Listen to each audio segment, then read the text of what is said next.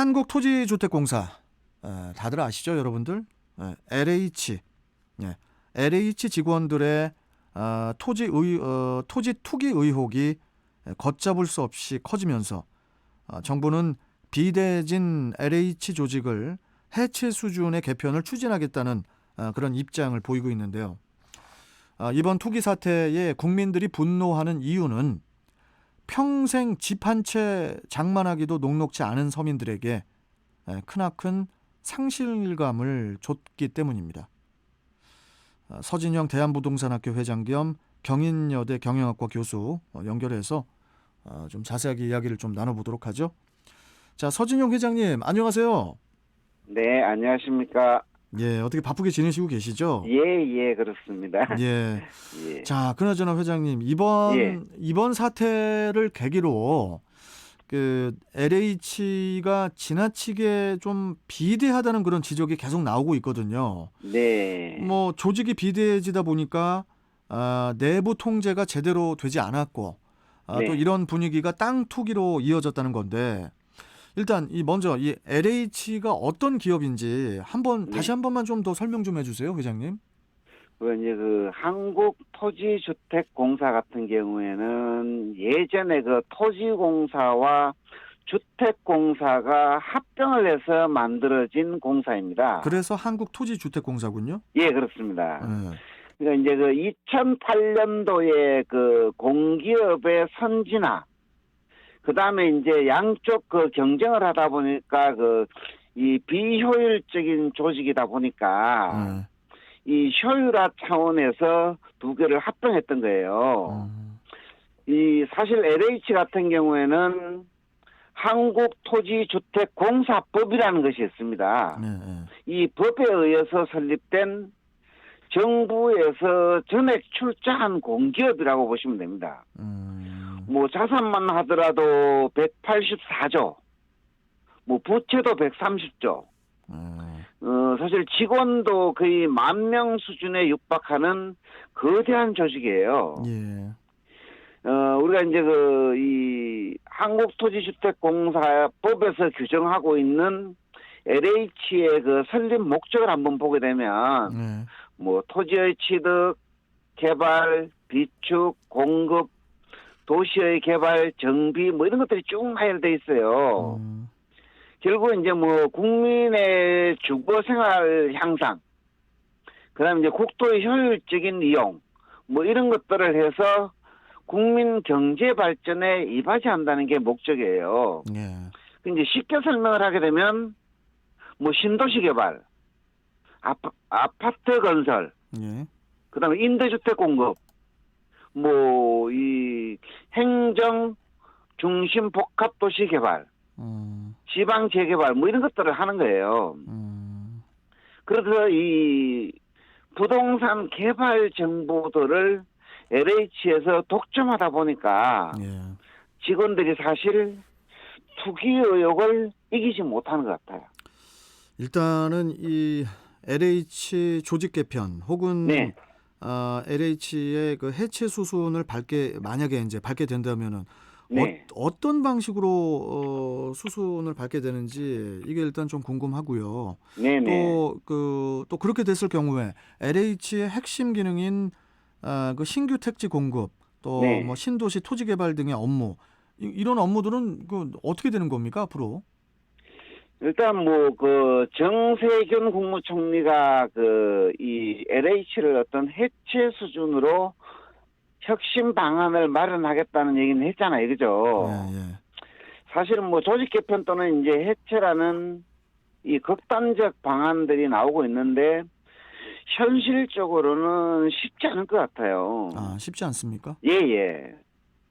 왜냐하게 되면 정부에서 3기 신도시라든지 2사 공급 대책을 어느 정도 이제 그대로 추진한다는 입장이잖아요. 근데 사실 LH가 아니면 이를 담당할 주체가 그렇게 많지 않아요. 그러다 보니까 이제 전면적인 개편은 좀 어렵지 않겠느냐. 그래서 이제 그리고 이제 LH를 단순히 조직을 분리하거나 이 해체하는 것은 행정의 어떤 비효율 문제가 또 나타나요. 아니 그러면은 회장님 네네. 이 LH가 뭐 해체는 뭐 힘들다고 쳐도 네. 뭐 전면적인 개편이 만약에 이제 가시적으로라도 어려우면은 네. 국민들은 이게 분노가 가시질 않거든요. 이거를 그래도 네. 좀 뭐 이렇게 좀 해소해 줄 수 있는 어떤 방법이 있어야 될 것 같은데 이거 걱정입니다. 국민들을 좀 이 분노를 잠재워야 될 텐데. 그래서 이제 뭐 조직 개편을 통해서 몸집을 좀 줄이고, 예, 예. 그 다음에 이제 뭐 신규 택지 공급이라든지 신도시 개발이라든지 이런 것들은 좀 지방 공기업에 좀 배분을 하는 이런 형태로 가야 되지 않을까. 근데 그래서 뭐 LH 같은 경우에는 그 전체적인 국토 개발이라든지 균형 발전 뭐 이런 계획들을 컨트롤 타워하는 역할을 하는 방향으로 개편하는 것이 최선의 어떤 대안이 아닌가 이렇게 봐요. 그러다 보니까 이제 정부에서도 사실 딜레마일 겁니다. 이거를 어느 정도 개편 방안들을 내놔야만 국민들의 어떤 분노들을 잠재울 수 있지 않을까. 그렇죠. 예, 그렇게 보여집니다. 예. 자, 이 전국에 83만 가구를 공급하는 그 이사 대책을 주도한 네. 그 변창흠 국토교통부 장관이 이제 사의를 표명했지 않습니까? 네네. 공급 정책의 추진 동력을 잃었다는 그런 평가도 있는데, 네. 그러면은 혹시 이사 대책은 물론이고 이 3기 신도시 전면 백지화 가능성도 혹시 있는 겁니까, 회장님? 사실 뭐 이 미공개 정보로 땅 투기 의혹을 했다는 것이 어느 정도 이제 사실로 밝혀지면서 이 3기 신도시의 동력을 잃게 되었는데, 뭐 사실 근데 이 정부에서는 차질 없이 추진하겠다는 방침을 정했어요. 근데 이제 뭐 여당인 우리가 이제 민주당에서 보게 되면 이 취소를 염두에 두어야 되는 거 아니냐 이런 말도 나오고 있습니다. 왜냐면은 지금 네. 물론 뭐 되게 민감한 얘기지만은 네. 만약에 이제 그 신도시가 백지화가 안 되고 계속 추진이 되면은 네. 그쪽에 뭐 땅 투기했던 그런 그 LH의 직원들은 그것도 혜택을 받는 거 아니에요? 예. 그게 이것 때문에 또 국민들이 또 화가 나는 거거든요. 그래서 일단 그 2차 전수조사 결과들을 좀 지켜봐야 될 것 같습니다. 왜냐하게 되면 뭐 이 전면 백지화 가능성은 사실 그렇게 많지 않지만 2차 조사 결과 만약에 이제 투기 행위들이 지역별로 광범위하게 퍼져 있다면 정부에서는 사실 3기 신도시를 계속 추진하기에는 좀 부담이 좀 될 것 같아요. 근데 또 추진을 안 할 수도 없는 거 아니에요, 또? 네네, 그렇죠. 그래서 2차 조사 결과들을 좀 지켜봐야만 저 3기 신도시가 계속 갈 것인지 중단될 것인지 이렇게 판단할 수 있을 것 같습니다. 참 또 걱정인 게요. 네. 서준영 회장님. 네. LH가 뭐 조직이 전면 뭐 개편이 되든지 또 뭐 해체가 되든지 뭐 해체야 되겠습니까? 하지만은 네네. 만약에 크게 조직이 개편이 되고 또 거기에 대한 어떤 그런 뭐라고 합니까? 어떤 한 부분들이 또 지방 공기업으로 또 넘어가고 네. 뭐 어떤 뭐 그렇게 힘의 균형을 맞춘다고 해도 네. 우리 국민들 입장에서는 상식적인 의심을 이제 할 수밖에 없는 거예요. 왜냐하면 예. 그 권한이 다른 지역으로 아니면 다른 부서로 넘어갈 뿐이지. 네. 또 그쪽에서 또 그걸 또 나중에 또 땅 투기할 것 아니냐. 네. 그렇기 때문에 어떤 법적인 어떤 확실한 좀 제도 마련이 필요하지 않을까 이런 생각도 드는데 네. 어떻게 제도 마련을 어떠한 방식으로 제도 마련을 해야 될 거라고 생각을 하십니까? 우리 회장님께서는. 사실 그 LH가 비대해진 게 뭐냐게 되면 정부의 주택 정책을 LH가 사실 다 떠넘겨서 받았기 때문에 그래요. 그러다 보니까 이제 이 개발 정보들을 독점하는 공직자들 같은 경우에는 이 인근 지역이나 대상 토지의 반경 몇 킬로미터 이내의 토지를 취득할 때는 그 사전 허가 제도를 통해서 예. 토지를 취득하도록 이렇게 이제 제도를 빨리 개선해야 되고, 사전 허가제라는 거는 그게 뭡니까 그게?